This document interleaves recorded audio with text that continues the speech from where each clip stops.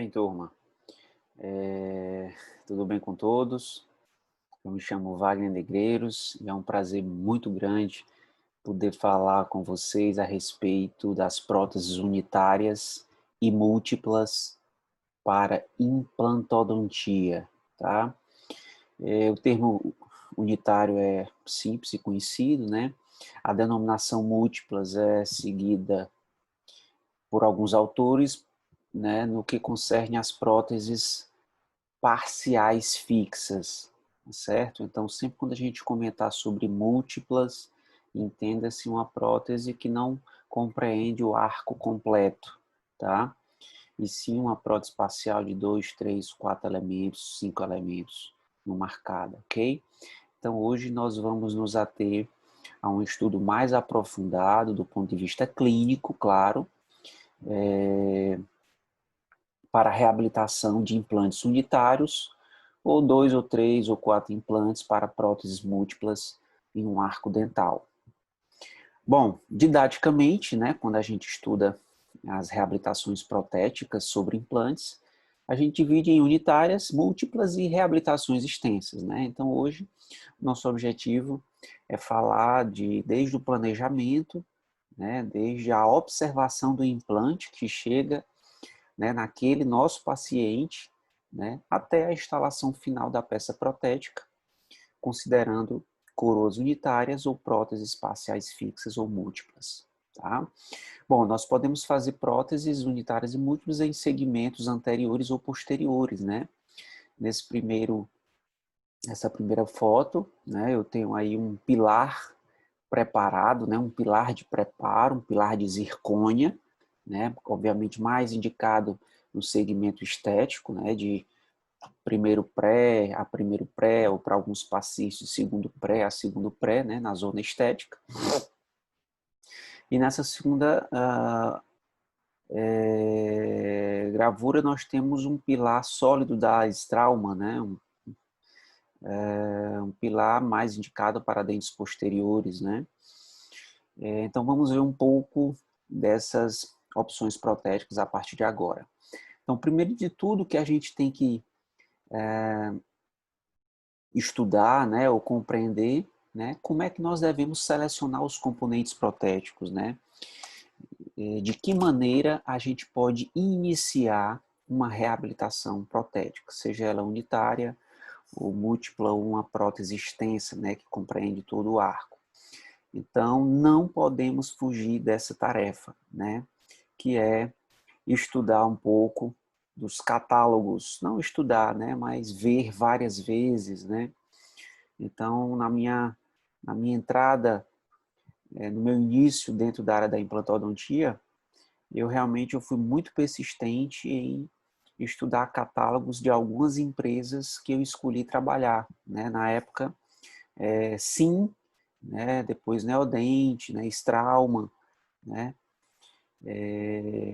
Então, é fundamental o reconhecimento, né, dos componentes protéticos. Vou voltar aqui. A gente sabe que existem várias, vamos falar assim, classes de componentes, né, além dos implantes, tá? Eu vou dar uma passada aqui, uma repassada, apesar de não ser esse o objetivo da aula, né, de componentes protéticos, mas é sempre bom, né, rever e, e quanto mais a gente vê e revê os principais tipos, a gente realmente assimila e grava mais a informação e consegue usar quando ela é necessária. Bom, nós temos os implantes, nós temos os tapa-implantes ou cover screw, né? Alguns componentes são conhecidos, né, por nós brasileiros, protesistas, tanto no português quanto no inglês, né? Então é muito comum a gente conversar com um colega e o colega pedir um cover, né? Me dê aí um healing abattement, me dê aí um abattement, né? Me dê aí um transfer. Ou seja, denominações em inglês. Então, acaba que nós também devemos, de certa forma, memorizar alguns termos em inglês, alguns, no caso, né? Então, tapa implante, né? Tapa implante é algo bem brasileiro, né? Bem fácil de compreender. Cicatrizadores, né? pilares ou intermediários ou abattements, né? Protetor de pilar ou capa de proteção, né? São sinônimos. Eu posso chamar transferente, postes de moldagem, né? Principalmente profissionais mais antigos, né? Os transfers, né?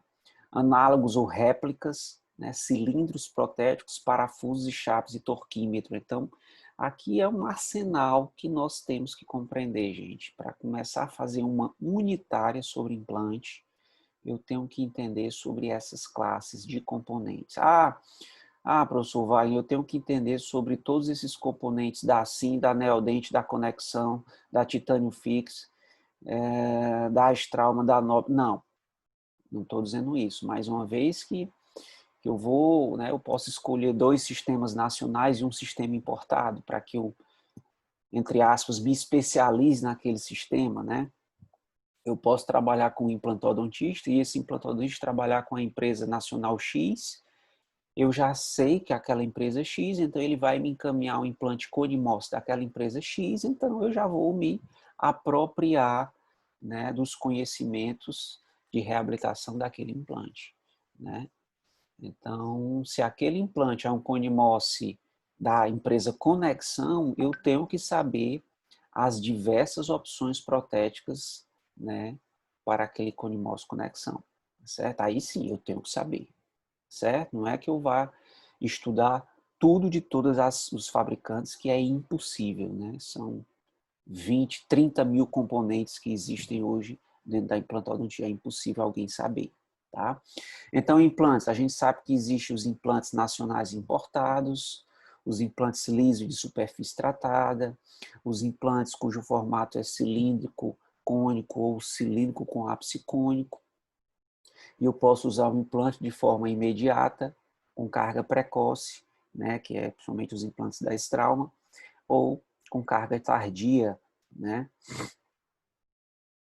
No caso, carga imediata seria uma provisória imediata, né? Nunca em nenhum sistema de implantes a gente coloca um, um dente sobre aquele implante e o paciente já sai mastigando qualquer coisa e o que quiser, não. Né? Seria uma provisionalização imediata, uma estética imediata, né? Então aquele paciente vai ter ali um período de meses sem exercer uma força importante, né? Forte naquele dente, né? Do ponto de vista de implantes, só relembrando, nós temos implantes de hexágono externo, né? De 0,7 a 1 milímetro, né? De hexágono de altura, esse hexágono está para fora da plataforma, tá? Nós temos os implantes de hexágono interno, que é um hexágono, né? De 6 lados, só que ele está internamente, então biomecanicamente é mais favorável, né? Se vocês verem essa primeira foto aí desse desenho de componente, ele vai penetrar dentro da plataforma do implante, então biomecanicamente existe menos tensões nessa junção pilar-implante. Agora, infelizmente, é um implante que está em desuso, né? Algumas empresas pararam de fabricá-lo, né? Empresas fazem o implante Conimos, né? Que seria a tendência mundial, né? Até no Brasil, tá? E continua, sem dúvida, a fabricação de implantes hexágono externo, né? Então, hoje, basicamente, a gente vai ter aqui ainda implante hexágono interno, né? Existe uma penetração em média de 1,8 milímetros dentro do corpo do implante, mas o implante que está em desuso. Por quê? Porque hoje os profissionais têm procurado ou o implante hexágono externo, principalmente os colegas mais, né, mais conservadores da implantodontia, que ainda não entraram no sistema Morse, tá? Mas a gente vê realmente uma tendência lá fora, sem dúvida, há uma grande predileção pelos implantes Conimos, né? Muitas empresas até desconhecem os implantes de hexágono externo lá fora, mas aqui no Brasil, como ainda se compra muito, e é um bom implante, né? Hexágono externo, a gente vai mostrar aqui algumas indicações, né? Mas há uma tendência de se reduzir também o uso do hexágono externo e ficar e realmente se intensificar a compra, né, a indicação e instalação de implantes Conimos, realmente pelas vantagens biomecânicas, né, pela ser muito vantajoso em áreas estéticas, né, por não haver uma perda óssea, né, na plataforma, na junção componente-implante, como ocorre com os implantes externo, biomecanicamente é mais favorável, né, pela própria tensão, pelo atrito que ocorre entre o componente, né, por o efeito Morse, né, que é um cone entrando no outro, né, pela própria redução bacteriana nesse limite entre pilar e implante. Então, realmente são múltiplas vantagens que fazem com que esse implante realmente tenha mais indicação dentro da implantodontia. Bom, aqui o parafuso de cobertura, quando você faz um implante, e só relembrando, né, ó, a gente tem 3 situações de confecção, de instalar o implante. De 2 estágios, é aquele que a gente coloca o implante, aí coloca o tapa-implante e faz uma sutura por cima do implante, ou seja, o implante vai ficar submerso à gengiva, né? Vai ficar abaixo da gengiva no processo de osseointegração. Num segundo estágio, aquele implante é reaberto e aí é colocado um abattement aí, provisório, moldagem, e continua-se a confecção da prótese. Eu posso fazer uma cirurgia de estágio único, que é muito indicada para os implantes Straumann, né? Que são implantes que têm uma osseointegração otimizada, de 2 a 3 semanas você pode colocar uma carga sobre ele, então você já coloca o implante e deixa o parafuso exposto. Tá? Porém, qualquer implante hoje que trava, que tem um bom travamento, 30 newtons, você pode sim deixar ele exposto, né? Se não houver necessidade de algum enxerto, né? Você pode já deixar ele com cicatrizador, né? Que vocês conseguem ver aí nessa foto do meio, né? E aí você já tem uma cicatrização gengival ao redor do implante. Ou no último processo, a carga imediata ou estética imediata, quando você instala o implante, ele tem um bom torque, acima de 32 newtons, e você já conecta um pilar provisório e já pode fazer uma coroa provisória ou até instalar uma prótese provisória em toda uma arcada, né? Um protocolo provisório, por exemplo, que seria a carga imediata. Bom, quando você trabalha com 2 estágios, normalmente se usa um cicatrizador no segundo estágio. Você reabre o implante, tira o tapa-implante que você tinha colocado, coloca um cicatrizador que fique acima do nível gengival, né? Então, após uma semana, aquela gengiva ali está pronta para ser moldada ou para receber um provisório, enfim. Né? Então, o cicatrizador é algo muito importante. Tá? Bom, os pilares, a gente vai se ater muito aos estudos dos pilares ou abattements. Eles podem ser provisórios ou definitivos, plásticos ou para sobrefundição, de titânio ou cerâmicos, né? Já mostramos um pilar de zircônia, mas vamos mostrar casos clínicos mais adiante. Retos ou angulados, a depender da posição do implante, eles podem ser pilares para próteses cimentadas ou para próteses parafusadas. Lembrando, quem é cimentado e parafusado, aliás, quem é cimentado é a prótese, é a coroa. O pilar, quando vai no implante, ele sempre é parafusado. Agora, sobre o pilar é que a gente coloca uma prótese cimentada ou parafusada, certo? Às vezes o aluno, a princípio, pode confundir, achar que você vai cimentar algo dentro do implante. Não.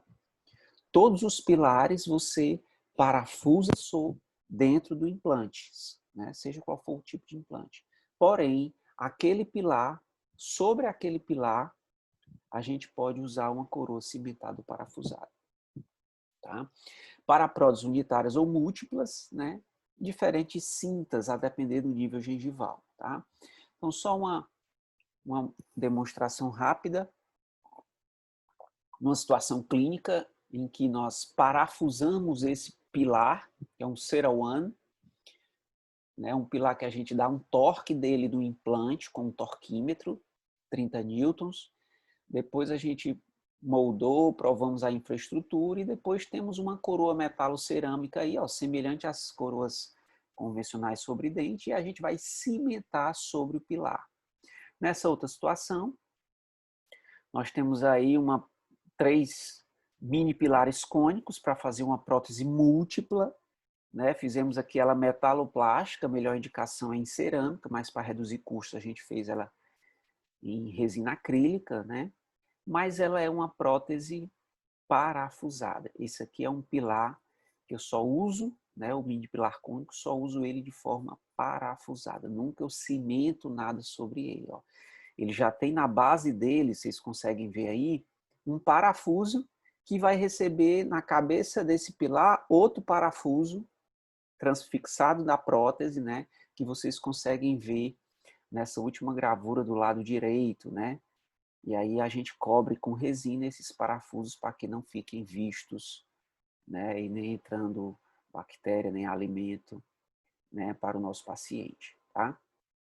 Lembrando também, quando eu estou diante de uma prótese unitária e vou escolher um componente, esse componente, para que ele não rotacione, ele tem que ter algum dispositivo antirrotacional. Então, se eu tiver, por exemplo, diante de um implante hexágono externo e vou colocar sobre ele um pilar, né, aliás, um cilindro do tipo UCLA, né, o que é UCLA? É uma conexão que vai direto na cabeça do implante, sem pilar intermediário. Veja que existe um hexágono nesse UCLA, justamente para travar no hexágono do implante e impedir esse movimento de rotação. No entanto, se eu tiver uma prótese múltipla, com 3 UCLAs, por exemplo, e eu vou fazer aqui uma ponte fixa, não tem perigo haver rotação, porque um já vai estabilizar o outro. Para essa situação, a gente usa cilindros sem sistema antirrotacional. Então, sempre lembrar desse importante detalhe. Os protetores de pilar, né, quando você coloca certos pilares na boca do paciente, entre uma sessão e outra, a gente não deixa esses pilares expostos ao meio bucal, podem danificar a rosca, podem se contaminar, pode entrar alimento, a gente protege ele com uma capa de proteção. Isso é muito comum nos mini pilares cônicos, certo? Transferentes, né, ou postes de moldagem, a gente tem uma aula específica, né, para moldagem, né, mas só relembrando, nós temos os transferentes para moldeira aberta ou fechada, né, isso tudo a gente vê nos catálogos, né. Se você quiser fazer uma moldagem de moldeira aberta, tem lá a opção do transferente moldeira aberta, certo? Se aquele pilar permite uma moldagem com moldeira fechada, né, e aí eu mostro essa segunda imagem, esse dispositivo amarelo, ele é um transferente plástico, né, que está sobre, né, um pilar, né, o pilar já está instalado no implante, que é um munhão universal, e esse é um transferente plástico para moldeira fechada, né? Eu já instalei o pilar e estou moldando o pilar, estou transferindo a posição do pilar para o modelo de gesso. Nessa primeira gravura eu tenho um transferente metálico, diretamente conectado à plataforma do implante para moldeira aberta. Então aqui eu já tenho que ter uma moldeira plástica, perfurar os orifícios e fazer uma moldagem com moldeira aberta. Aqui outras opções, essa prótese parcial fixa, cujo caso eu vou já mostrar dessa primeira imagem, vamos fazer também uma prótese parcial fixa, com um transferente metálico com moldeira aberta, né? E nesses segundos, não, já é uma moldagem com pilar da Straumann, né, do implante Straumann, e já é um transferente plástico para moldeira fechada. Então, eu posso usar uma moldeira de alumínio, uma moldeira verniz, né, uma moldeira de aço, sem problema nenhum, ok? Muito bacana, tá? Aqui eu já tenho um transferente para moldeira fechada, sendo metálico, né? A gente não... A gente prefere usar, né, nesses casos, a moldagem de moldeira aberta. A gente ainda considera ela mais precisa, né? Muito embora alguns estudos achem semelhante os resultados, mas para moldar a plataforma do implante, né, a cabeça do implante com um transferente metálico, a gente prefere o uso da técnica da moldeira aberta, tá? É sempre importante lembrar das réplicas ou análogos, né? Análogo é aquilo que é parecido, né? Que é semelhante, né? Ou seja, é aquilo que vai substituir o que está na boca para o modelo de gesso, né? Então, quando a gente pega o modelo de gesso e vê vários dispositivos metálicos dentro do modelo ali, expostos, ali é o análogo, né? Pode ser o análogo do implante, eu mostro nessa primeira figura, né? Ou seja, a plataforma do implante é que foi moldada. Então, o que vai estar no meu modelo é a plataforma do implante. Agora, se eu já instalei um pilar na boca do paciente e vou moldar o pilar, então eu vou selecionar o meu análogo do pilar, certo? Isso tudo vai ter na sequência dos nossos catálogos, certo? Joia! Bom, uma vez que eu fiz a minha moldagem e vou mandar para o laboratório para confeccionar uma prótese, eu não só mando o modelo de gesso com os análogos. O técnico vai me ligar e vai dizer, doutor Wagner, cadê os cilindros protéticos? Né? O que é o cilindro protético? É aquela conexão que vai se encaixar ou na plataforma do implante ou na base do pilar, né, sobre o pilar, que você já instalou na boca do paciente. E esse cilindro ele vai se incorporar à prótese, ele já vai ser a base da prótese no que diz respeito à conexão a cada implante ou a cada pilar. Normalmente a gente manda cilindros com base de cobalto cromo, né? Base metálica e o corpo plástico, como esse que vocês conseguem ver aí, né?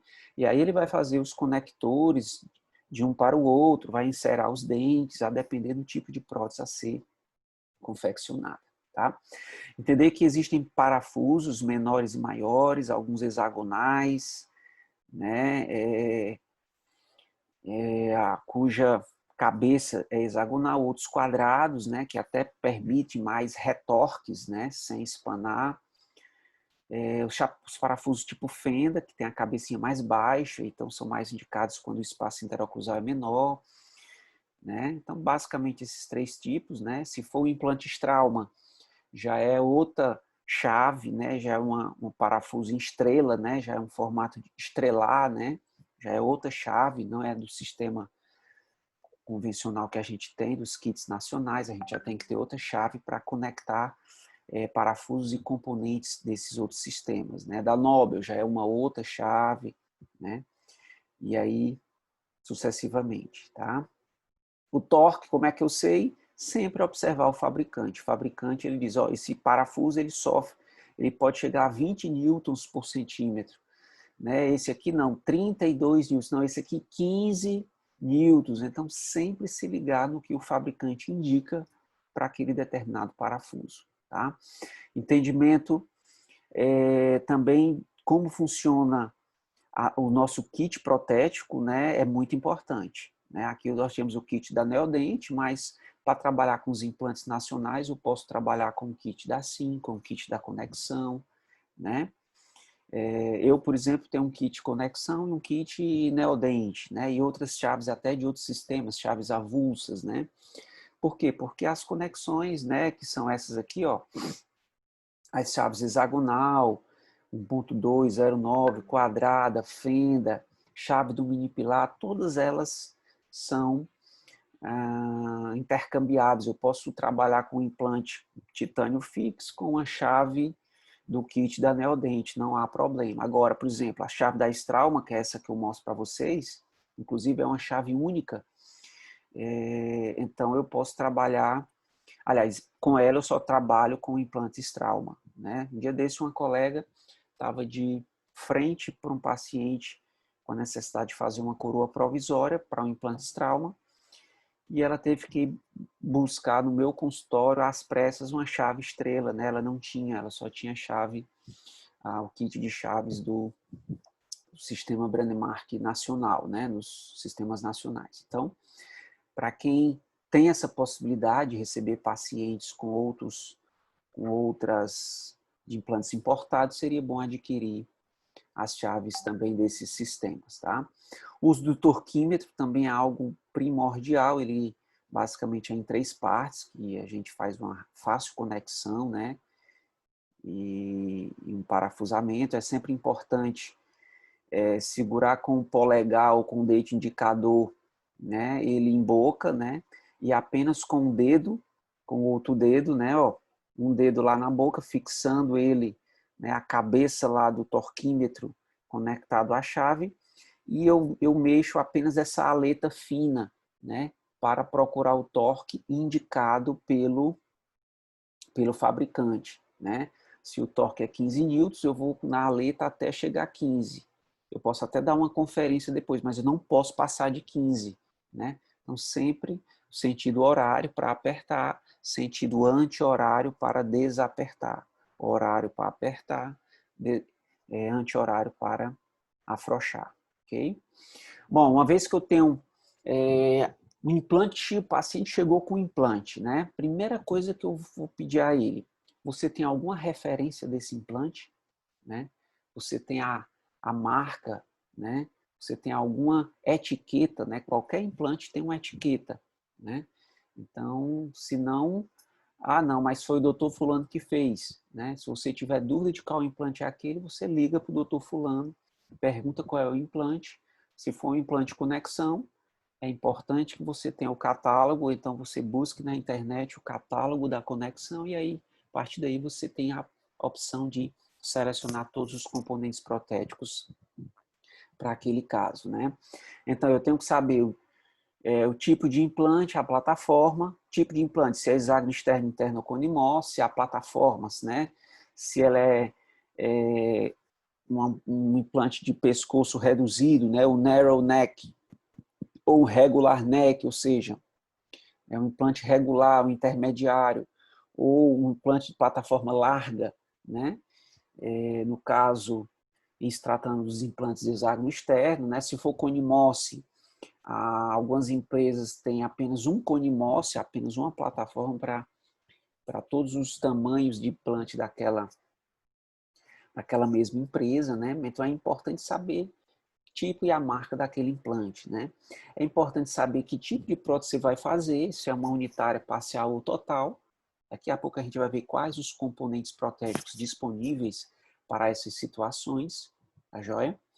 O tipo de fixação, se você quer uma prótese parafusada ou cimentada, isso é fundamental, porque também passa pela seleção do pilar.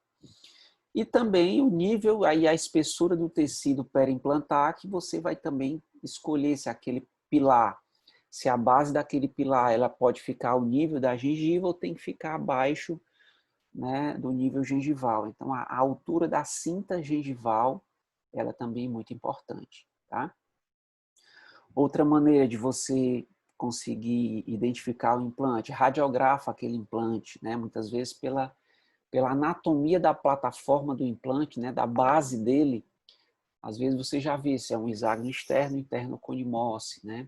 Ou então você pega algum parafuso que você tem no seu consultório, parafuso do transferente, né? Aquele parafuso que transfixa um transferente, aí você parafusa no implante, né? Se ficar frouxo, provavelmente pode ser um implante mais largo, né? Se o parafuso nem entra, pode ser um implante de plataforma reduzida, né? Enfim, você vai tateando e vai pegando, tentando pegar informações. Você pode pegar um transferente seu, adaptar naquele implante radiografa, se tiver uma continuidade da plataforma do implante para o transferente, sem qualquer gap, muito provavelmente você pode até não saber a marca daquele implante, mas se o transferente está adaptado, né, provavelmente você está no caminho certo. Então, existem maneiras de você chegar a descobrir que implante é aquele que chega até você, tá? Gostaria de mostrar um caso bem bacana. É um caso bem comum do dia a dia do consultório odontológico, que o paciente chegou, esse paciente ele usava há muito tempo uma prótese parcial removível de extremidade livre, conjugada a attachments, por attachments a uma prótese fixa, né? Mas ele queria se livrar da prótese removível. E também esses 4 incisivos inferiores tinham grande lesão, tinham um grande comprometimento periodontal, né? E a gente já vê um grande acúmulo de cálculo, mas também tinha muita mobilidade, né? Enfim, tinha já indicação de exodontias, tá? Então tá aqui a situação clínica, né? Então ele tinha 2 extremos livres, um superior e outro inferior, tá? E tá aí, ó, o encaixe do tipo macho e fêmea e uma PPR transfixando o lado oposto, né? E do lado direito, 4 dentes eram reabilitados e encaixados naquele componente macho que vocês veem ali na distal do canino, tá? Diante de uma situação como essa, o paciente optou por fazer os implantes. Nós pedimos tomografia para qualquer implante, sempre necessário cortes tomográficos daquelas regiões a serem implantadas, tá?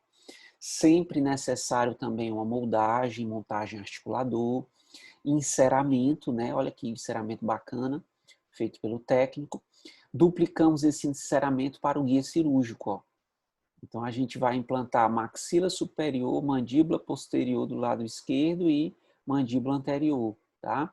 Após a instalação com o uso de guias cirúrgicos, colocamos 3 implantes superiores, 2 inferiores no segmento anterior e 2 posteriores, né, no segmento inferior, certo? Devido à distorção do raio da panorâmica na região anterior, aparentemente esses implantes inferiores anteriores estão mal posicionados, né? Porém vocês vão ver que não estão, tá? Bom, após a osseointegração, 3 meses, né? Utilizamos a filosofia dos 2 estágios, né? Primeiro cirurgia, tapa implante, sutura, depois de 3 meses reabertura, cicatrizador, né? Após 7 dias de cicatrizador, estamos na etapa de moldagem. Nesse caso, a gente moldou diretamente a plataforma do implante, utilizamos transferentes de moldeira aberta, né? Unimos com Duralay, fio dental, né? E principalmente o Duralay é o que realmente dá a esplintagem dos transferentes, tá? E aí os modelos, e eu coloquei só esses parafusos dos transferentes, só para mostrar uma posição até bacana dos implantes, né? Vamos falar mais à frente sobre o posicionamento dos implantes, mas já adiantando, o implante posterior, ele tem que ficar com emergência no sulco central dos dentes posteriores, é o mais indicado, certo? Já os implantes anteriores, eles devem ficar na emergência do símbolo dos dentes anteriores. Olha aí, ó, essa primeira foto mostra a emergência do símbolo dos dentes anteriores, né? Então, realmente, com o uso dos guias cirúrgicos, nós obtivemos um bom posicionamento dos implantes. Olha aí, ó, paralelo ao sulco central do premolar, ok? Bom, após uma moldagem, né, nos modelos já tem os análogos dos implantes, né? Já selecionei os cilindros com base de cobalto cromo, mandei para o técnico instala os cilindros na boca, perdão, sobre os análogos e já faz toda a infraestrutura, né, complementa aquele cilindro com o seu enceramento convencional, como ele faria se fosse uma prótese sobre dentes, tá?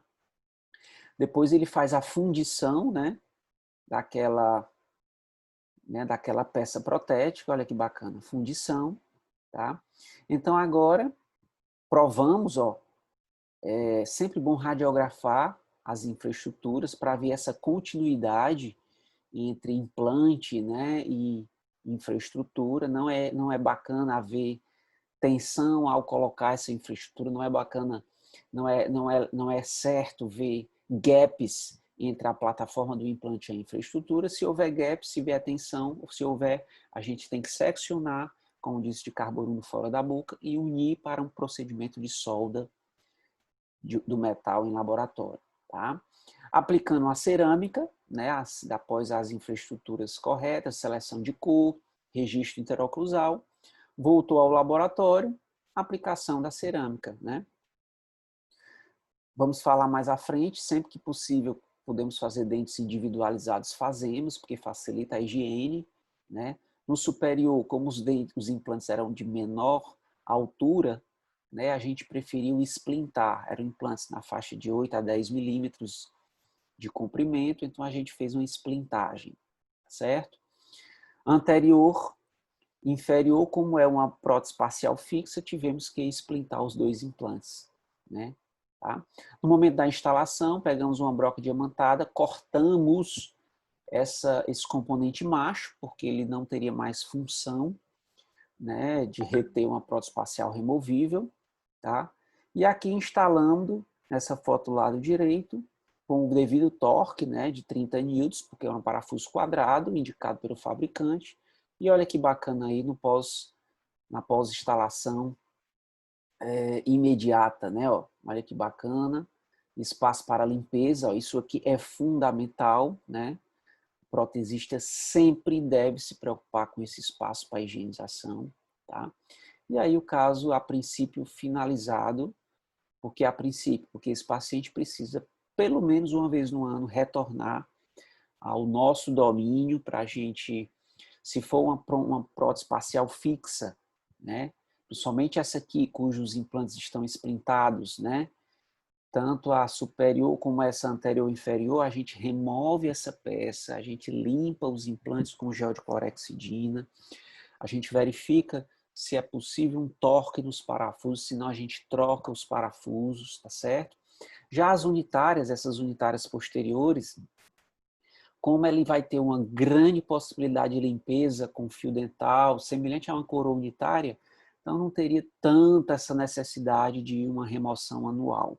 Talvez de 2 em 2 anos, 3 em 3 anos, né?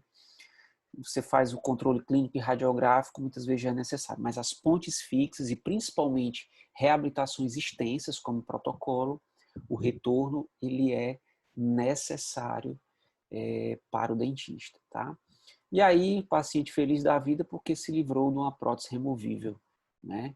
E, sem dúvida, para ele foi a principal vantagem, tá?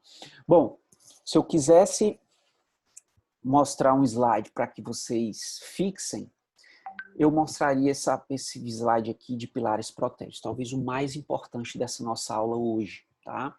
Nós temos tipos de restaurações unitárias, né? Aqui no eixo em amarelo, né? Unitárias, múltiplas ou parcial fixa, total fixa, e eu coloquei aqui overdenture, né? Nós vamos ter outro momento para falar de prótese total fixa e de overdentures, mas eu coloquei aqui apenas do ponto de vista didático, tá? Mas eu queria que vocês se ativessem aqui, né? Tivessem atenção para as unitárias e as parciais fixas. Então, se eu quiser usar uma prótese parafusada, e o implante é um implante conimorfo da Neodente, eu posso indicar o melhor pilar, a nosso ver, são os pilares, o pilar CM. Excelente pilar. Então, você já instala o pilar sobre o implante conimorfo do paciente, da Neodente, já dá o torque, né, com a chave 1.6, é uma chave diferenciada, e aí nós já moldamos, transferimos a plataforma do pilar, certo? Eu posso usar também um pilar cônico, por exemplo, se eu estiver diante do implante de hexágono externo e quiser fazer uma prótese parafusada, eu posso usar um pilar cônico ou esteticone, conhecidos por alguns catálogos e alguns autores citam, certo? Se eu não quiser usar nenhuma conexão, nenhum intermediário, eu posso usar uma UCLA. Esse B ponto é base de cobalto cromo com antirrotacional. Como é uma unitária, tem que ser antirrotacional, certo? Bom, agora se eu quiser usar uma unitária cimentada e for um implante conimorfo, posso usar o munhão universal. Existem algumas modalidades de munhão universal, né? Em termos de altura, né? E também de largura, tá certo? Então, a gente tem que dar uma olhada no catálogo e ver qual é aquele espaço interoclusal, aquela altura gengival e selecionar o melhor munhão universal para aquela situação, tá? Se eu quiser fazer uma unitária cimentada, eu posso usar um munhão anatômico, né, ou um pilar de preparo. Alguns autores até colocam como sinônimos. O que é isso? Seria algum cilindro que vai conectar naquele implante, seja ele hexágono externo, interno ou conimorfo, que o dentista, mas preferencialmente o técnico, vão preparar, né? Preparar aquele munhão. Ele, a princípio, ele é cilíndrico, roliço, mas aí ele vai preparar, reduzir tamanho, reduzir a espessura vestibular para dar mais espaço para a cerâmica, ou seja, ele vai, de certa forma, personalizar aquele pilar, preparar aquele pilar para uma restauração protética, né? E aí o técnico faz uma segunda estrutura para cimentar sobre aquele munhão. Vou mostrar um caso mais adiante. Eu posso também utilizar uma UCLA, né? A UCLA acaba servindo para muita coisa. Sempre importante usar com base de cobalto cromo, né? E também com dispositivo antirrotacional, tá? Bom, se eu estou diante de uma prótese parcial fixa, aí eu tenho preferências. A preferência maior é o mini pilar cônico, sem dúvida alguma, por praticamente 90% a 100% dos dentistas, tá? Se eu tiver um menor espaço interoclusal, aí eu posso usar um micropilar, né? Que também a neodenticita indica um pilar menorzinho ainda do que um mini pilar cônico, tá? Mas se eu quiser economizar e trabalhar sem abattements, trabalhar diretamente na plataforma do implante, eu posso usar uma UCLA. Como é uma ponte fixa, no caso uma parcial fixa ou múltipla, agora já sem sistema antirrotacional, ou seja, uma UCLA rotacional, aquela UCLA que pode rotacionar, porque é a esplintagem que vai impedir a movimentação da prótese, a rotação da prótese, certo? Agora, se eu quiser uma parcial fixa cimentada, o que não é muito bom, né, pessoal? Se eu tiver uma prótese 3, 4, 5, 6 elementos, toda cimentada sobre implante, puxa, se eu tiver uma fratura de um componente, fratura de uma cerâmica, eu vou colocar em jogo, em risco, toda a peça. Então, sempre uma parcial fixa ou uma total fixa, a gente prefere fazer parafusada pelo aspecto da reversibilidade, pela possibilidade de eu tirar aquela prótese pelo parafuso, né? Mas, enfim, se eu não tiver opção, eu posso usar o munhão universal, né? Posso usar um pilar de preparo e posso usar uma UCLA rotacional. Joia? E no caso, total fixa e overdentures, né? Vou falar isso em outro momento, mas eu também utilizo como predileção os mini pilares cônicos, tá joia? Ou micropilar, em casos de menor altura, ou uma UCLA rotacional, tá?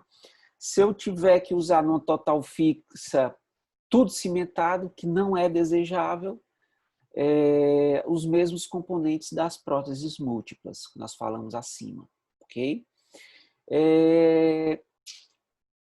E um overdentro, se eu tiver que cimentar uma barra, de alguma maneira os implantes forem muito inclinados, eu posso usar, em última instância, uma UCLA rotacional, né, preparar e depois cimentar a barra sobre aquelas duas UCLAs rotacionais, né, que foram preparadas, né, e enfim, mas não é o ideal. O ideal sempre overdentro e né, protocolo, né, sempre usar os mini pilares cônicos ou os micropilares, tá joia?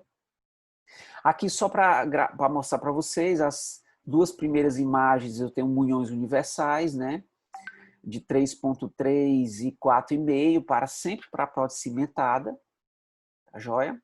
Os terceiro e quarto pilares, né, o mini pilar cônico e o pilar CM são os mais indicados para próteses parafusadas, né? O quinto pilar, nós temos aí um munhão angulado, que utilizamos em algumas situações, sim, em que o implante cone-MOS não está tão bem posicionado. A gente pode angular e melhorar a posição da instalação da coroa. E um cicatrizador e um medidor CM, né? Então, eu diria que esses 5 pilares aí, para quem trabalha com o sistema neodente, são os mais indicados no dia a dia nos implantes cone-MOS, ok? Para alguns tipos de pilares, né, cuja posição do implante não está satisfatória, como vocês conseguem ver na primeira imagem, né, eu tenho que inclinar a posição da coroa, então eu posso utilizar uma inclinação de 17 ou 30 graus, né, e melhorar a posição da minha restauração, tá joia? Bom, muitas vezes, alguns autores dizem o seguinte: reabilitar o incisivo central é o mesmo que reabilitar o molar? Às vezes não, pessoal, porque o incisivo central é a área estética, ou incisivo lateral ou canino, né? Então, como chegar nessa situação do lado esquerdo e chegar na situação do lado direito, né, em que eu tenho aqui nessa foto uma restauração já finalizada, com papilas, né, um bom volume gengival, né? Então, esse caso, sempre com guia cirúrgico, com a colocação do implante com emergência do símbolo, né, desse incisivo lateral, como vocês veem aí nessa última gravura, tá? Instalamos o implante Conimossi a 2 milímetros infraósseo, que é a indicação melhor, né, do ponto de vista biológico e estético para esse implante. Nós removemos um pouquinho, uma porção de tecido conjuntivo e fizemos aqui também colocamos por baixo, né, para dar um volume nessa região anterior, né. Depois, no segundo momento, fizemos reabertura, né, a princípio não fizemos carga imediata, e iniciamos uma série aqui de condicionamentos com provisório, né, utilizando até resina composta, né. Não existe uma união química perfeita, mas existe um imbricamento. Em algumas situações, podemos sim utilizar a resina composta, quando a gente quer colocar em um sítio específico do provisório, em acrílico, para fazer uma certa pressão. Então, às vezes não conseguimos fazer aquilo bem com a resina acrílica, podemos fazer com composta, né? Só um parêntese para esse caso, né? Isso aqui é uma outra situação, outra foto, né? Que devemos nos preocupar não só com estética branca e vermelha. Fizemos a moldagem, né? Esse dispositivo amarelo já é o Copping. Aliás, é um provisório, é um transferente plástico que está sobre o munhão universal, que já foi instalado na boca do paciente. Essa primeira imagem é um cilindro protético, é o que vai para o laboratório fundir, transformar em metal ou em cerâmica. E eu usei um Duralay para fazer o registro. Esse sistema é muito bacana, porque aqui eu já faço com o próprio cilindro um registro interoclusal, né?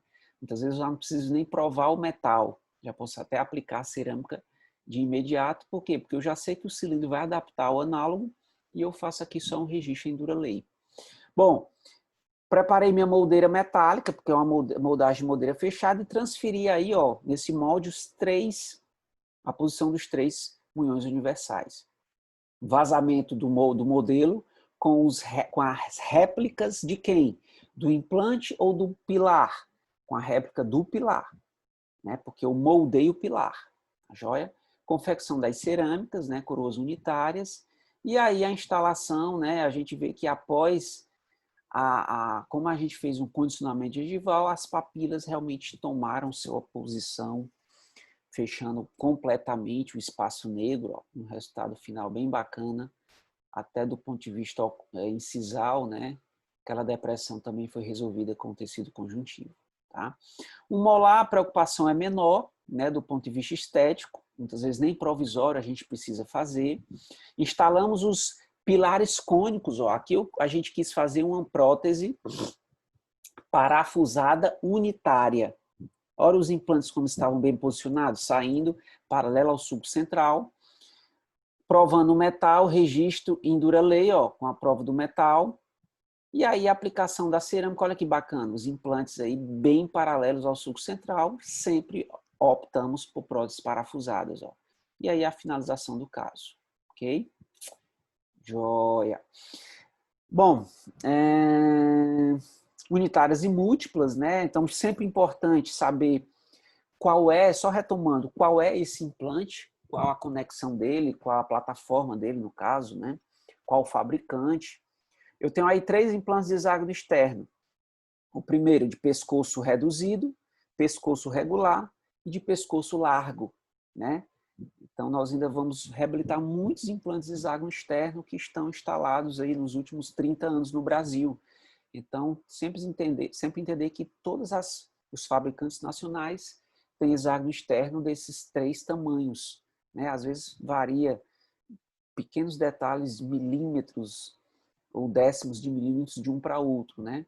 Mas sempre entender que existem esses 3 tamanhos, tá? Em algumas situações, ó, temos que usar um pilar angulado. Olha essa situação aí, ó.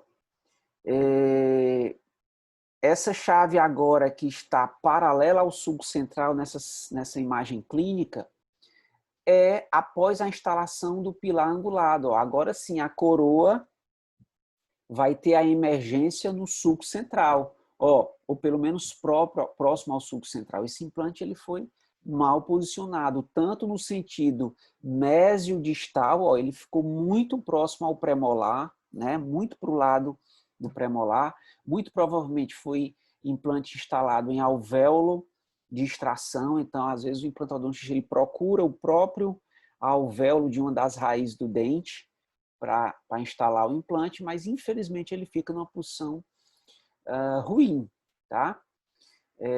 E também no sentido vestíbulo lingual também, ó, ele ficou o implante lingualizado, ó, lingualizado. Então tivemos que usar aqui um pilar angulado para resolver essa situação.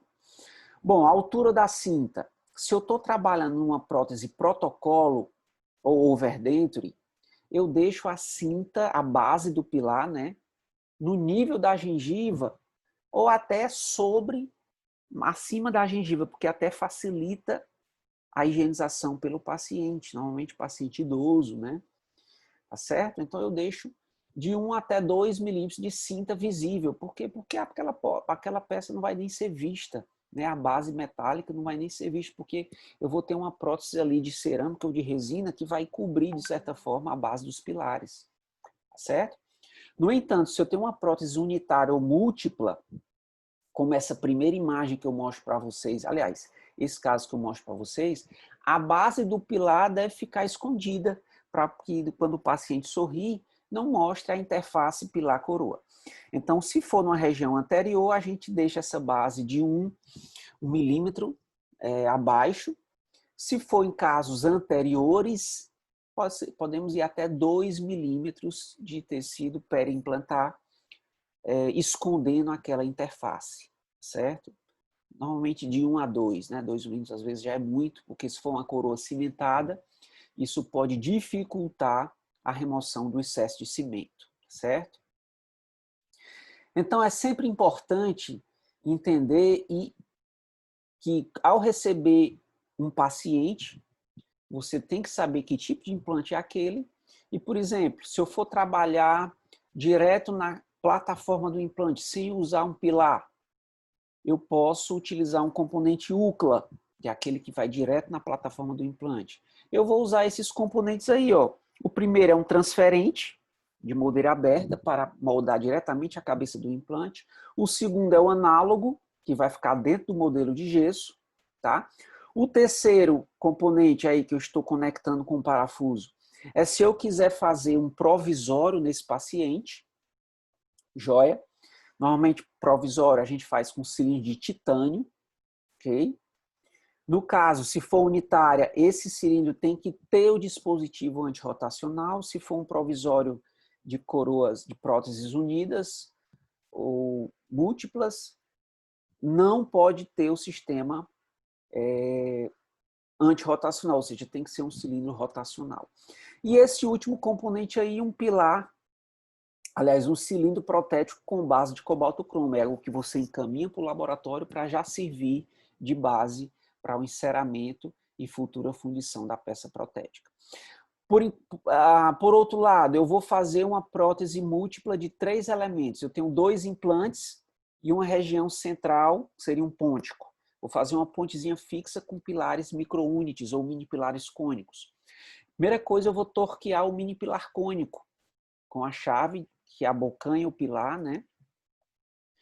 Vou dar o torque lá, vamos supor, né? 32 newtons, se for um caso aí, não, esse aí é 20 newtons porque para implante hexágono externo, né? Então 20 newtons, já torquei o pilar e nunca mais quero tirar da boca dali do paciente, já deixo ele em posição.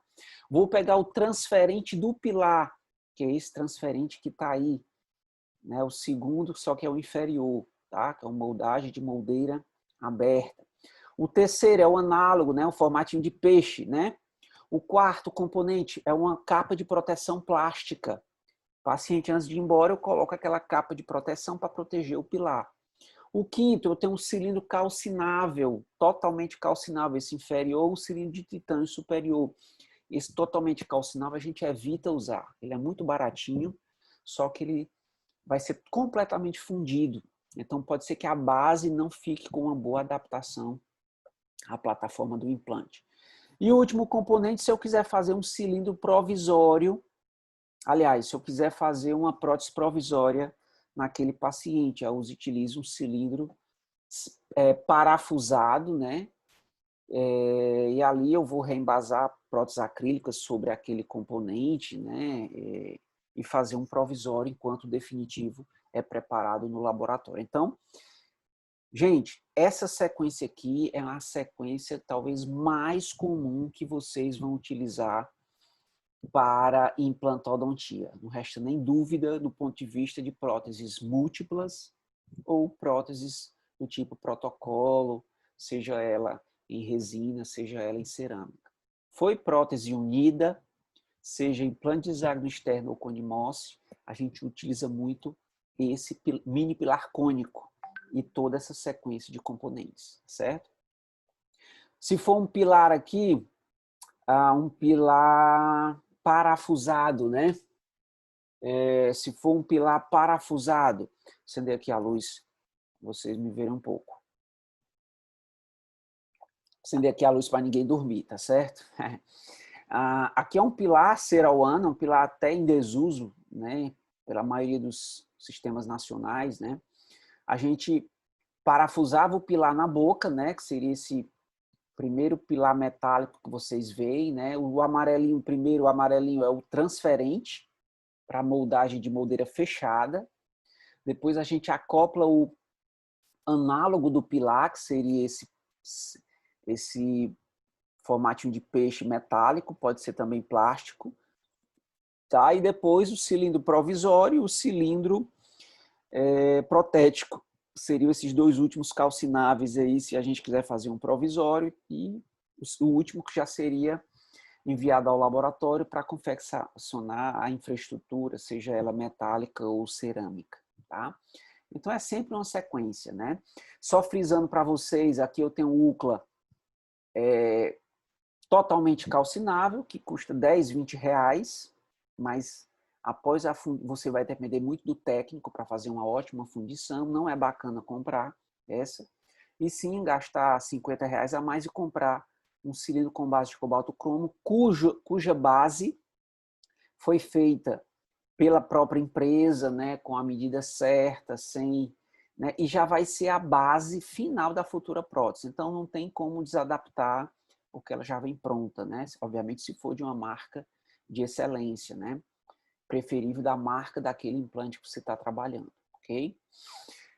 Princípios protéticos, é importante entender que seja elas unitárias ou múltiplas, sempre vamos fazer cúspides baixas, né?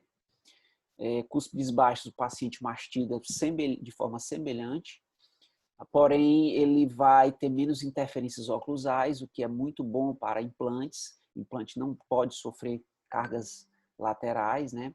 Redução de mesas oclusais, vocês veem aí esse pré-molarzinho que fizemos, esse 14, a mesa oclusal mais reduzida do que o 15, né? É o princípio também para que esse implante não sofra cargas fora do seu longo eixo. Esplintagem em polígono, no caso de próteses múltiplas, né?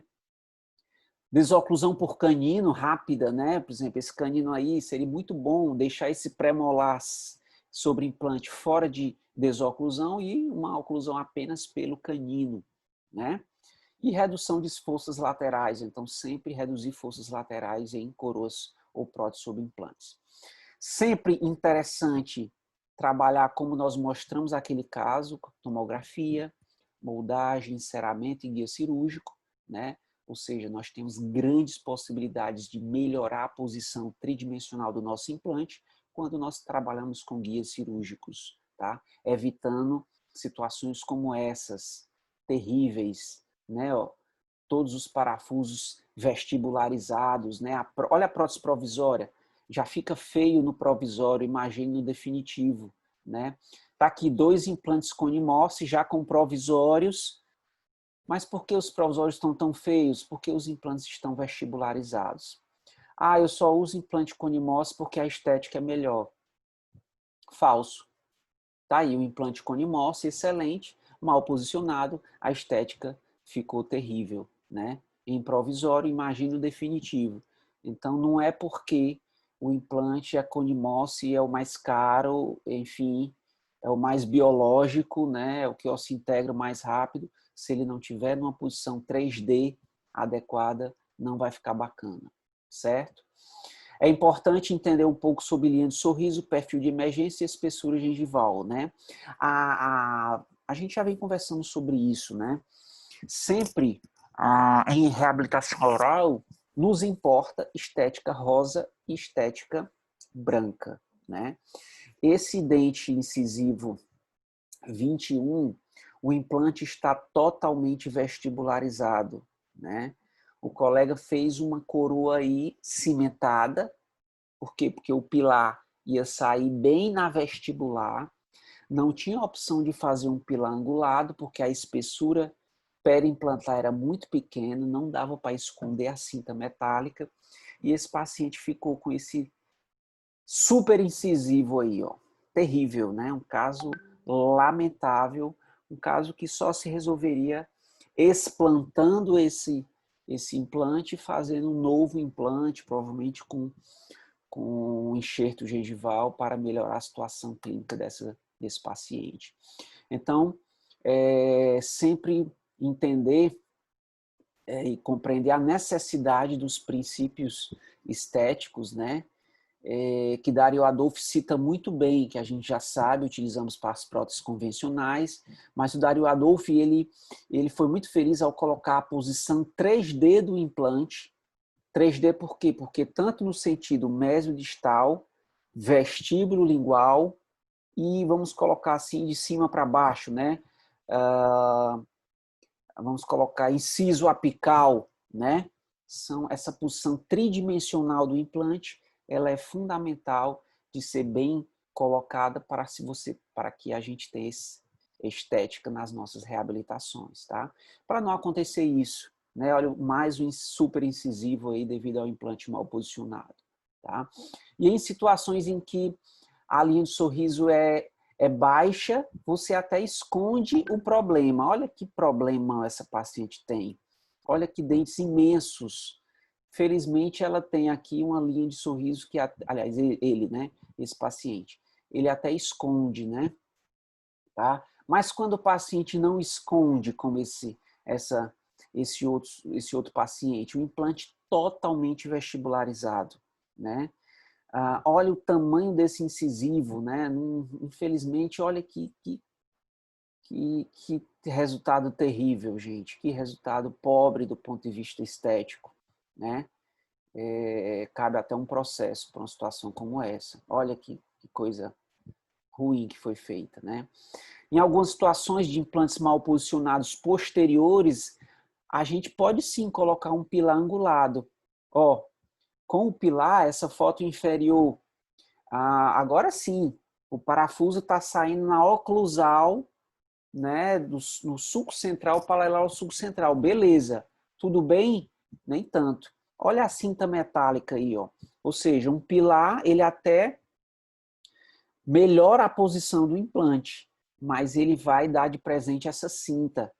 Então, esse implante, além de estar vestibularizado, ele ainda está muito para fora da gengiva, vamos assim dizer, para fora do osso. Se ele tivesse mais enterrado um pouco, eu conseguiria, pela espessura gengival, esconder essa cinta e minorar o efeito antiestético dessa restauração. Então, usa um pilar angulado que resolve. Negativo, nem sempre. Tá joia? Perfil de emergência, né? É sempre importante entender, meus amigos, que nem sempre em áreas estéticas eu vou reabrir um implante e já moldar para vir a coroa definitiva, né? Por quê? Porque em áreas estéticas, como já mostramos no caso anterior, é muito importante trabalharmos a gengiva do paciente, condicionarmos a gengiva daquele paciente, tá? Então, removi o cicatrizador e já vou moldar, não é bacana, não vou ter uma estética satisfatória. Em áreas estéticas, eu devo fazer uma coroa provisória condicionar aquele perfil de emergência, aliás, fazer um perfil de emergência para que eu tenha um resultado estético. Ó, após esse condicionamento gengival, em 3 semanas, conseguimos esse perfil de emergência, né? E aí sim, nós vamos ter uma prótese bacana, considerando a estética branca e também a estética rosa, tá? Devemos estudar, né, o artigo dos irmãos Salama, né, do Henry Salama, que mostra que a formação de papilas ela vai depender se eu tenho um dente pôntico ou implante em limites adequados, né? Por exemplo, se eu tiver um implante ao lado de um dente, nessa classe 3 aqui, e eu tiver uma proximidade de 1,5 milímetros a 2 milímetros, eu vou ter 4,5 milímetros de papila gengival. Então, uma condição muito bacana. No entanto, olha, na classe 5, se eu tiver um implante do lado de outro implante, numa proximidade, no limite de proximidade de 3 milímetros, eu vou ter uma papila menor de 3,5 milímetros. O que é que eu concluo a partir desse estudo? Que sempre que possível eu devo evitar, para ter estética, um implante ao lado do outro, porque a papila vai ser menor. Então, se eu tiver um implante do lado do outro, eu já vou saber que eu vou ter dentes mais longos, né? Porque o dente vai fazer a vez ali do tecido gengival, né? Em algumas situações eu posso trabalhar com enxertos gengivais, ó. Olha que bacana. Fazer condicionamentos, ó, às vezes eu faço isso com resina composta, tá? E eu vou condicionando aquele tecido enxertado e aí eu vou procurando, ó, fazer aí os meus pônticos, toda essa sinuosidade dos pontos, para dar a impressão, ó, nessa primeira foto, que o dente está saindo de dentro da gengiva, tá certo? Claro, eu tenho que ter um bom volume gengival e fazer sessões de condicionamento gengival. Esse caso está em fase de coroas provisórias, certo? Bem bacana. Então, para regiões anteriores, o provisório ele é fundamental para o condicionamento dos tecidos. Então, em implantodontia, quando devo fazer provisórios? Incisivos, caninos e premolares, para que eu possa condicionar o meu tecido gengival, tá certo? Sempre que possível, tá? Eu posso confeccionar um provisório pela técnica direta, diretamente na boca do paciente, com um pilar, normalmente pilar de titânio. Esses pilares plásticos são fáceis de rotacionar, são fáceis de fraturar, não são legais. A gente indica os pilares de titânio, que a gente secciona na hora, fora da boca, com disco de carborundo, tá? E fazemos a técnica, ou seja, da faceta ou da escultura funcional, dependendo se for um dente anterior ou posterior. Se forem provisórios múltiplos, moldamos com os transferentes, né, e fazemos em nível de laboratório. Tá?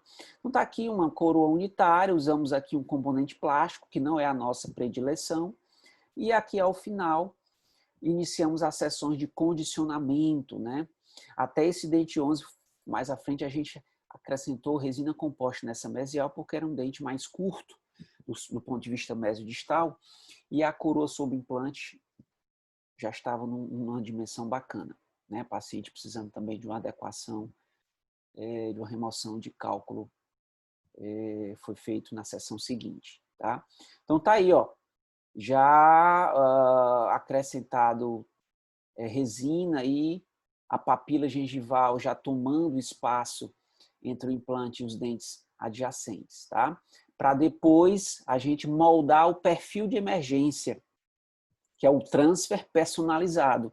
É o mesmo transferente, só que com a base do transferente personalizada em resina Duralay. Vou já mostrar essa técnica, né?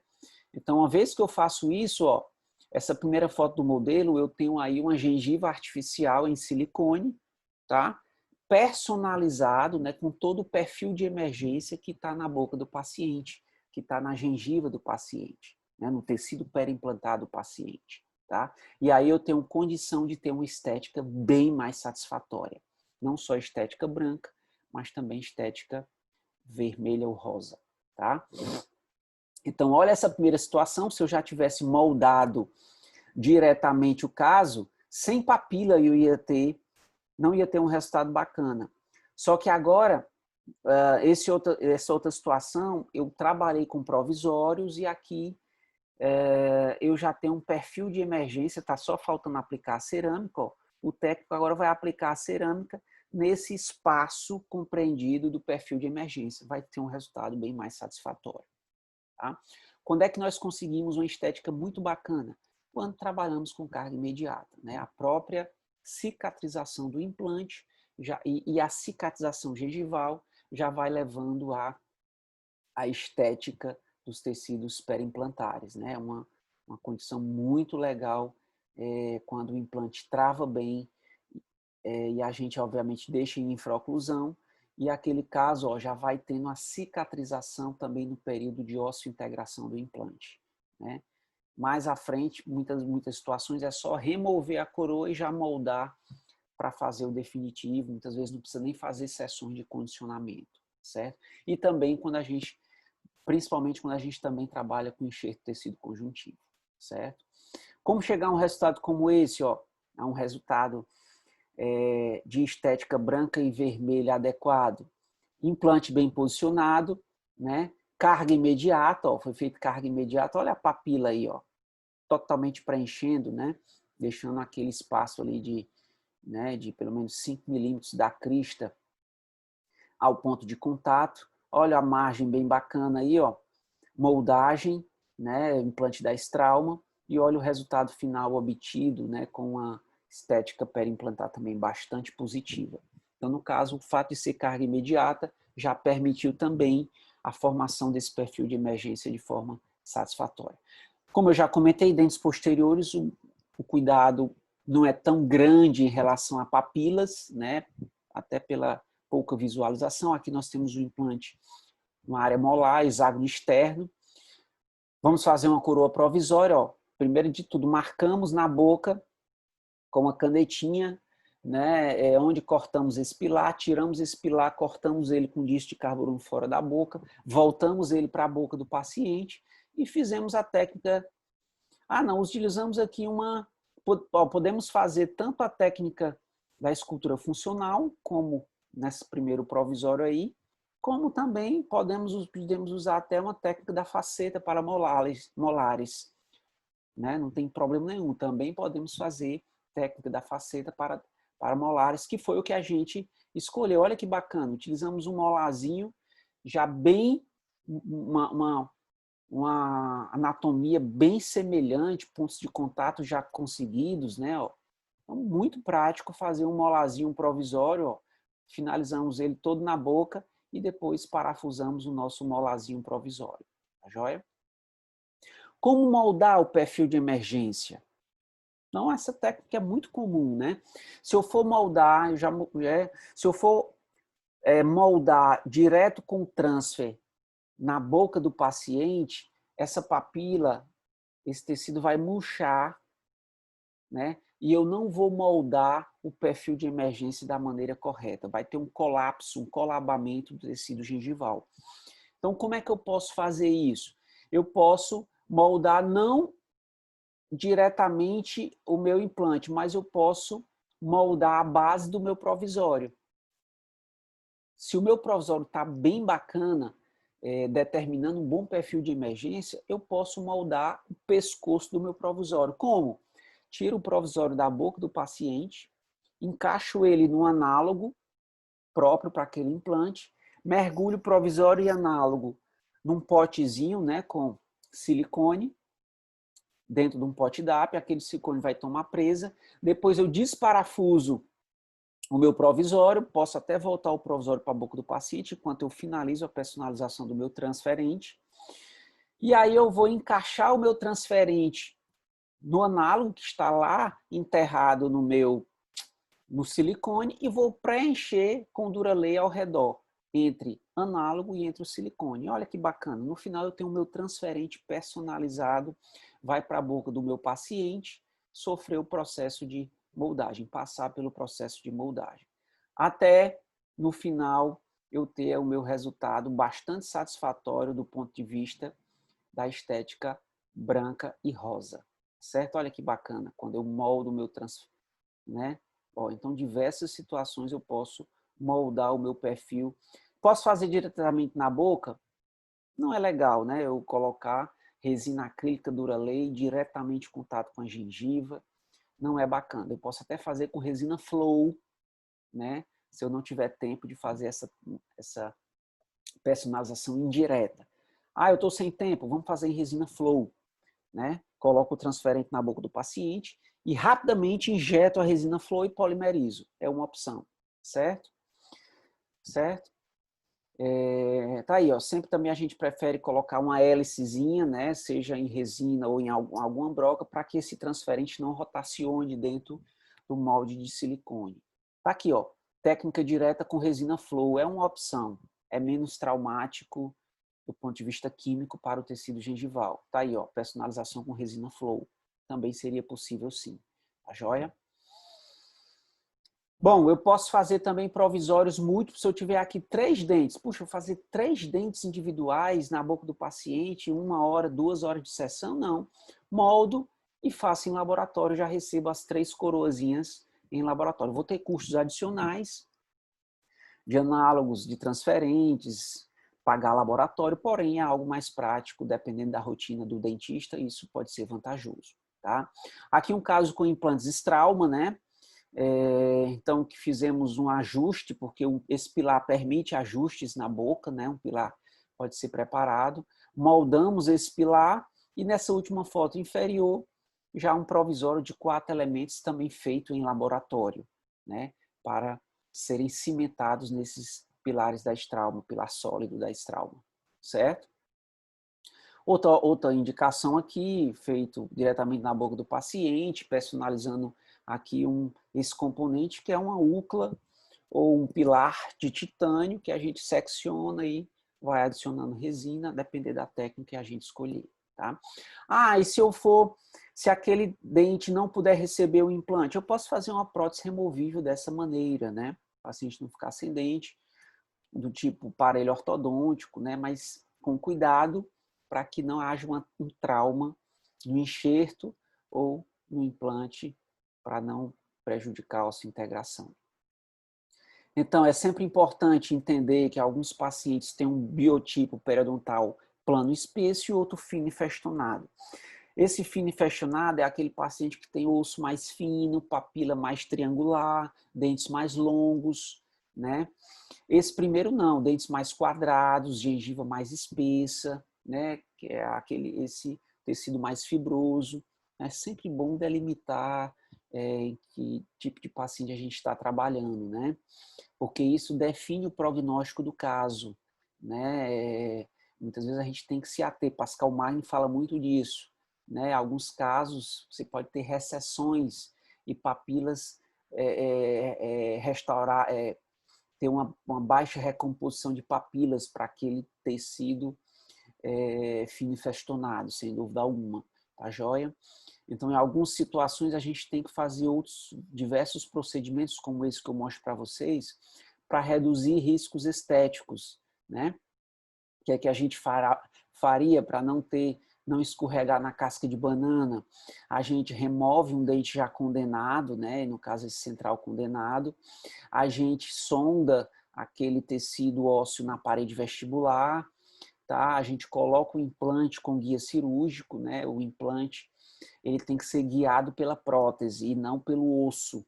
Já dizia Garber e Belzer, né? Que é o primeiro princípio da implantodontia, né? Colocamos um pilar, né? Desgastamos esse pilar provisório, tá? Vamos fazer aqui uma carga imediata associada ao que?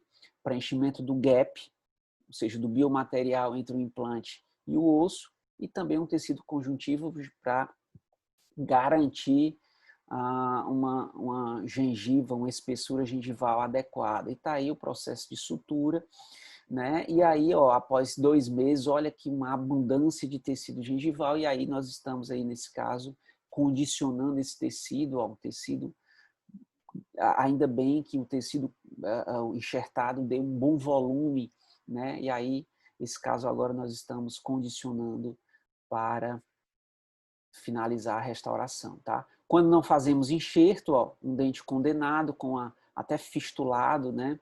Removemos o dente, fizemos uma ótima limpeza, irrigação abundante, né? Essa infecção já estava cronificada, paciente tomando antibiótico.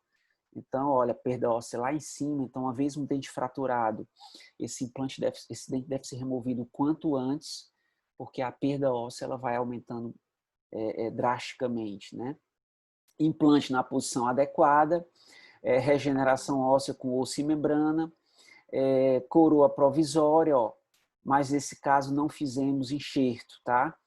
Estética, aliás, condição pós-operatória imediata, e está aqui após um mês, ó, não colocamos conjuntivo, tivemos aí uma pequena, essa foto da direita, a gengiva um pouco acima do nível do outro central, então, em algumas situações é necessário o tecido conjuntivo, apesar do implante clinicamente estar muito bem, tá? Situação clínica bacana, pilar de zircônia instalado na boca, né, preparado em laboratório, mas só instalado, coping de Inceram, tá? Sobre esse coping, aplicação da cerâmica, claro, para a confecção de uma coroa cimentada. Então, eu vou torquear com 20 newtons esse pilar de zircônia na boca, vou fechar com gutta-percha ou silicone de adição o buraquinho do parafuso, né, o orifício do parafuso quadrado, cimento, depois a coroa com cimento resinoso, o 200 ou 7pp, né, ou até mesmo fosfato de zinco, né, uma coroa cimentada, tá bom? Muito bacana. Outra situação semelhante, né, pilar de zircônia, coping, metal free, coroa cimentada finalizada. Joia? Se eu for fazer uma prótese cimentada ou parafusada, o principal fator é a posição do implante, né? Essa situação, eu poderia até fazer os dois, né? Nessa situação, porque os implantes estavam bem posicionados, né? Essa situação, nem tanto, os implantes não estavam bem posicionados. Mesmo assim, a gente preferiu fazer uma prótese parafusada. Às vezes também vai dar dependência do dentista, né? Particularmente, sempre que consigo fazer uma prótese parafusada, eu prefiro fazer, certo? Porque é uma prótese reversível, seja ela para unitária ou múltipla, porque se torna uma prótese reversível para manutenção, para problemas, para afrouxamento de parafuso. É uma condição pessoal, certo? Alguns colegas preferem, não, próteses unitárias anteriores, fazer cimentada, né? Próteses unitárias e múltiplas, unitárias posteriores e múltiplas parafusada. Eu, Wagner, quando eu tenho uma condição clínica de fazer uma coroa parafusada, funcional, esteticamente satisfatória, eu sempre tenho essa predileção. Mas o que vai determinar é a posição do implante, né? E vocês viram em alguns casos clínicos, se o implante estiver muito mal posicionado, às vezes não dá para fazer parafusada, né? Tem que ser para cimentada. A altura interoclusal, às vezes não dá para fazer cimentada, se a altura for muito curta, eu tenho que fazer parafusada, né? Contato oclusal, se eu tenho uma prótese cimentada, eu tenho uma melhor oclusão.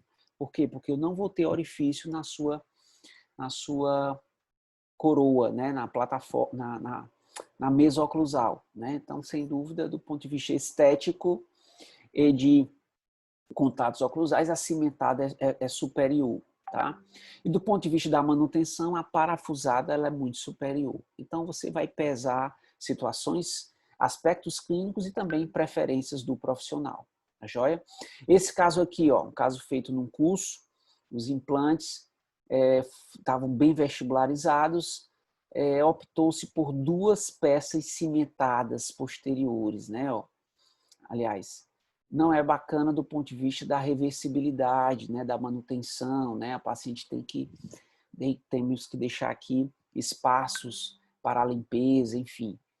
Né? Obviamente fica mais estético, né? Porque você vai ter uma cerâmica branquinha toda na oclusal, contatos oclusais melhores, então sempre você vai ter vantagens e desvantagens em relação aos casos, né?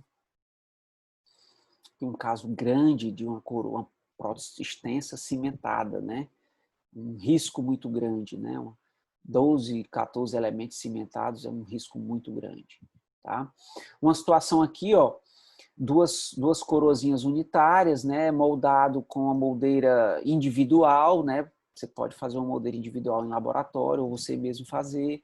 Usou um adesivo aqui para silicone e transferiu-se a posição desses 3 implantes, tá? Optou-se aqui por próteses cimentadas, né? Pode até ser unitárias a depender do tamanho dos implantes, né? Só se os implantes forem muito curtos, é que você tem que unir 2 coroas como essa, né? Implantes de 5, 6, 7 milímetros, a gente faz uma esplintagem, tá? Mas se for implantes de 11,5, né? De 13 milímetros, dentes individualizados, tá?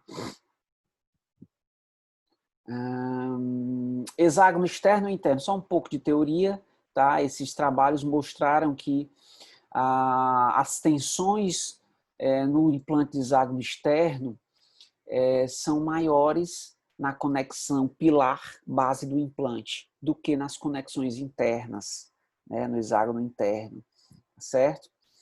Então, as conexões internas transferem menos tensões para os implantes quando submetidos a cargas oclusais. Isso aqui foi da tese da doutora Polena Bastos, tese muito bacana na Unicamp, né? Na época ela fez essa tese, eu fazia o meu doutorado enquanto ela fazia essa tese, muito bacana.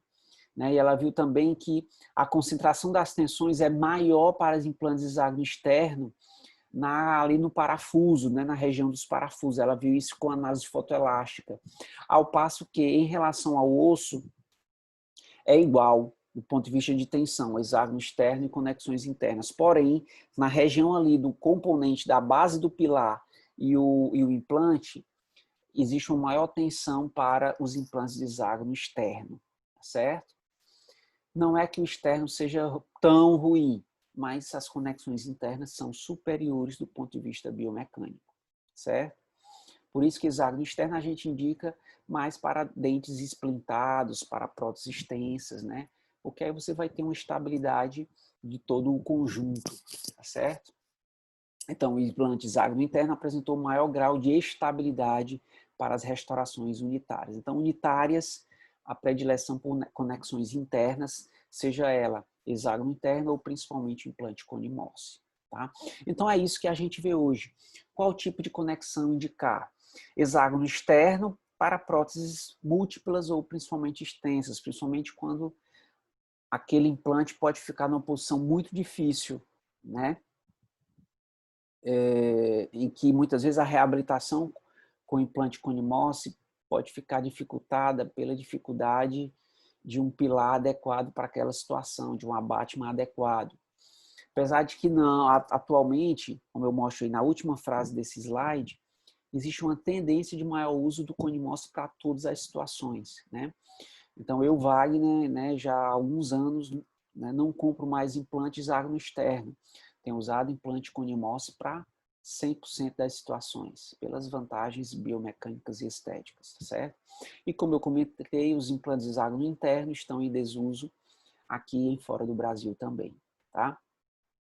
Eu vou fazer coroas unitárias ou unidas? Vai depender do comprimento dos implantes, localização no arco, presença de cantilever. Sempre que eu tiver cantilever é importante esplintar pelo menos 2 implantes. Higienização, a segmentada, ela é mais fácil de limpar do que a unida, né? Localização no arco, muitas vezes não é um fator determinante, né? Talvez o mais importante seria até o comprimento dos implantes. Né? A localização do arco talvez seja, se eu tiver 2 implantes posteriores curtos, o ideal seria esplintar, já porque estão numa zona de masseter, né? Uma zona de muita força, certo? Implantes unitários são talvez uns tratamentos extremamente indicados na literatura, principalmente a partir dos anos 90, né? Então, um tratamento super previsível, então sempre que possível, nunca indicar preparos totais em dentes adjacentes, quando a gente pode fazer um implante unitário e resolver a situação do nosso paciente da melhor maneira possível. Então, nas coroas unitárias, a gente tem reversibilidade, presença de papilha, se aquele implante estiver entre 2 dentes, já falamos isso pelo estudo do Henri Salamo, biomecânico e longevidade bastante interessantes e uso do fio dental, que é muito legal, uma higienização o máximo possível. Aqui utilizamos Pilares cônicos ou steticone, vamos usar aqui uma prótese parafusada unitária. Os implantes longos como esse, próteses unitárias, facilita higienização, biomecânica favorável, né, próteses parafusadas, né, e aí a gente vê que não há problema nenhum em indicar diante de implantes com esse comprimento. Tá joia? Pessoal, a possibilidade de vocês verem, reverem a aula do ponto de vista de ser gravada, me permite também falar um pouco mais rápido, né? Foi esse o objetivo, de não deixar também a aula muito longa, e a gente pode marcar um outro momento, aí sim, para discutir, para dirimir dúvidas, né?